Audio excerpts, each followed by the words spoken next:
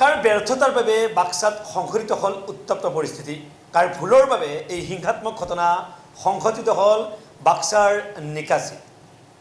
ASP Gitartha দেৱশৰ্মাই প্ৰথমে লাঠিচালনা কৰাৰ বাবেই এই হিংসাত্মক ঘটনা সংঘটিত হ'ল নেকি? প্ৰশ্ন তুলিছে বিভিন্নজনে অসম আৰক্ষীলৈ। আচলতে প্ৰকৃততে তাত কি হৈছে? কাৰ ব্যৰ্থতাৰ বাবে সংঘটিত হ'ল বাক্সাৰ নিকাচিত এই উত্তপ্ত পৰিস্থিতি, এই হিংসাত্মক ঘটনা? যিগৰাকী এএছপি গীতাৰ্থ দেৱশৰ্মাই প্ৰথমে লাঠিচালনা কৰাৰ বাবেই এই হিংসাত্মক ঘটনা সংঘটিত হ'ল বুলি এতিয়া বিভিন্নজনে প্ৰশ্ন তুলিছে অসম আৰক্ষীলৈ। এনেকুৱা হিংসাত্মক ঘটনা কাৰো আচলতে কাম্য নহয়। কোনোৱে নিবিচাৰে এনেকুৱা এক উত্তপ্ত পৰিস্থিতি। হয়তো জীৱিত অৱস্থাত জুবিন গাৰ্গো এনেকুৱা উত্তপ্ত পৰিস্থিতি, হিংসাত্মক ঘটনা বিচৰা নাছিল। কি পৰিস্থিতিত, কি সূত্ৰত এনেকুৱা ঘটনা হ'বলৈ পালে? কাৰ ভুলৰ বাবে এনেকুৱা ঘটনা হ'বলৈ পালে?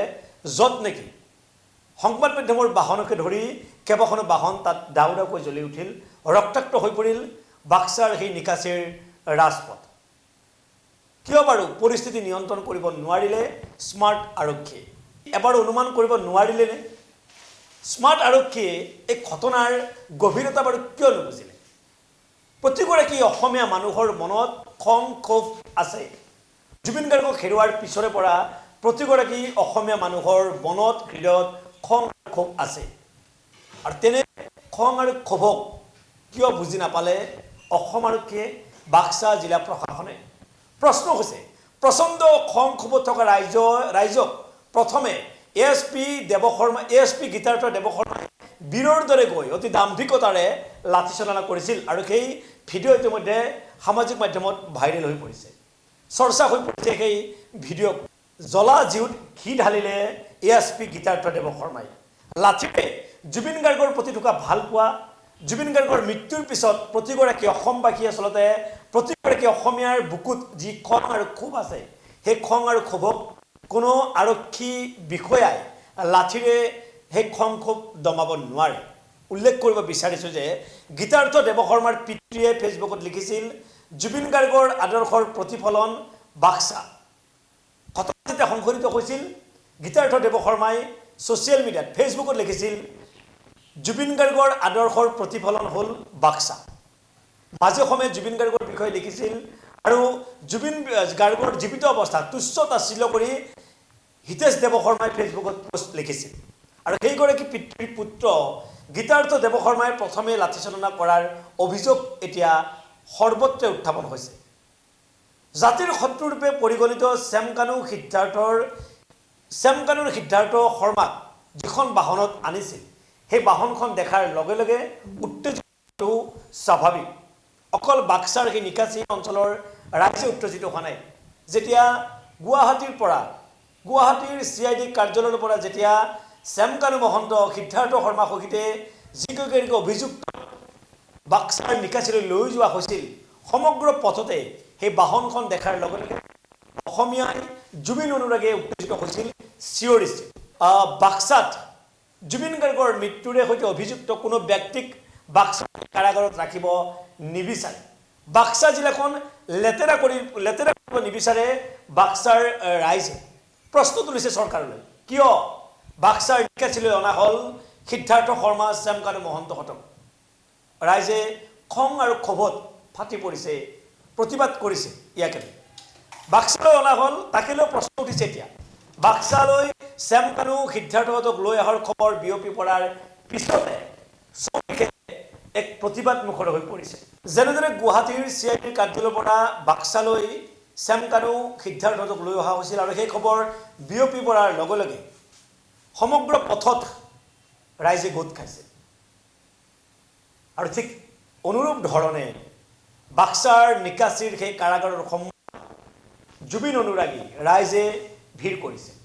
কিন্তু সেই ধৰণে আৰক্ষী সাজু নাছিল। কিয় অনুমান কৰিব পৰা নাছিল যে জুবিন গাৰ্গৰ অনুৰাগীৰ খং আৰু ক্ষোভ আছে হৃদয়ত? কিয় অনুমান কৰিব পৰা নাছিল আৰক্ষী? কিয় আৰক্ষী সাজু নাছিল বাক্সাৰ নিকাচিৰ সেই কাৰাগাৰৰ সন্মুখত? মাত্ৰ কেইগৰাকীমান আৰক্ষী, নিৰাপত্তাৰক্ষীক তাত নিয়োগ কৰিছিল।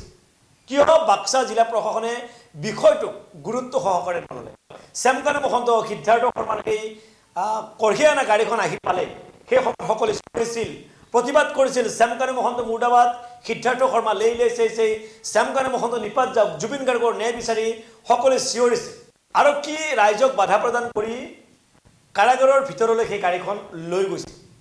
আৰু তাৰ পিছতে একাংশ ৰাইজে ৰাজপথত বহি প্ৰতিবাদ কৰিছিল, চিঞৰিছিল জুবিন গাৰ্গে ন্যায় পাবই লাগিব, জাষ্টিছ ফৰ জুবিন গাৰ্গ বুলি চিঞৰিছিল, শ্যামকানু মহন্ত মুৰ্দাবাদ ধ্বনি দিছিল, সিদ্ধাৰ্থ শৰ্মা মুৰ্দাবাদ ধ্বনি দিছিল। জুবিন গাৰ্গৰ মৃত্যুৰ সৈতে এগৰাকী যাতে অভিযুক্ত সাৰি যাব নোৱাৰে তাৰ পানী নসৰকা তদন্ত হ'ব লাগে বুলি চিঞৰিছিল। আৰক্ষীয়ে শূন্যলৈ গুলীচালনা কৰিলে, কন্দুৱা গেছ নিক্ষেপ কৰিলে। আৰু তাৰ পিছৰ যি পৰিস্থিতি সঁচাকৈ অবৰ্ণনীয়। আৰু তেনেকুৱা পৰিস্থিতি কোনো অসমীয়াই নিবিচাৰে। বিভিন্নজনে ইতিমধ্যে ফেচবুকত লিখিছে, গৰিমা গাৰ্গেও লিখিছে, এনেকুৱা পৰিস্থিতি আচলতে কোনো নিবিচাৰে। হয়তো জুবিন গাৰ্গ জীৱিত অৱস্থাত এনেকুৱা পৰিস্থিতি কেতিয়াও বিচৰা নাছিল। ন্যায় লাগিব, কিন্তু হিংসাত্মকভাৱে নহয়, আইন হাতত তুলি নহয়, আইনৰ ওপৰত বিশ্বাস ৰাখিব লাগে। এতিয়া সচেতন ৰাইজৰ যে আইন হাতত তুলি ল'ব, ন্যায় ব্যৱস্থা ৰাখিব লাগে, বিশ্বাস ৰাখিব লাগে। এই যে ৰক্তাক্ত পৰিস্থিতি হ'ল, এই যে উত্তপ্ত পৰিস্থিতি হ'ল, এই যে হিংসাত্মক পৰিস্থিতি হ'ল, কাৰ ভুলৰ বাবে? স্মাৰ্ট আৰক্ষীৰ অকণমানো খবৰ পোৱা নাছিলে বা অকণমান অনুমান কৰিব পৰা নাছিলে যে বাছঘাট এনেকুৱা এটা ঘটনা সংঘটিত হ'ব? প্ৰত্যেকগৰাকী মানুহে খং আৰু ক্ষোভত আছে। আৰু তেনেস্থলত মৃত্যুৰে অভিযুক্ত শ্যামকানু মহন্ত, সিদ্ধাৰ্থ শৰ্মাৰ সেই ফাৰ্মখন দেখে বা তেওঁলোকক দেখে ৰাইজে উত্তেজিত হোৱাটো স্বাভাৱিক। কাৰ ভুলৰ বাবে, কাৰ ব্যৰ্থতা আৰু কিয় হ'বলৈ পালে এনে ঘটনা, তাকে লৈ এতিয়া প্ৰশ্ন উত্থাপন হৈছে। আৰু বিভিন্নজনে ছ'চিয়েল মিডিয়াত লিখিছে যে গীতাৰ্থ দেৱশৰ্মাক চাকৰিৰ পৰা নিলম্বন কৰিব লাগে, বৰখাস্ত কৰিব লাগে। প্ৰথমে যদি ASP গীতাৰ্থ দেৱশৰ্মাই লাঠিচালনা কৰিছিল, তেতিয়াহ'লে জ্বলা জুইত ঘি ঢালিছিল ASP গীতাৰ্থ দেৱশৰ্মাই। এনেকুৱা হিংসাত্মক ঘটনা আমি আৰম্ভণিতে কৈছোঁ, কৈ থাকিম যে এনেকুৱা হিংসাত্মক ঘটনা কাৰো কাম্য নহয়।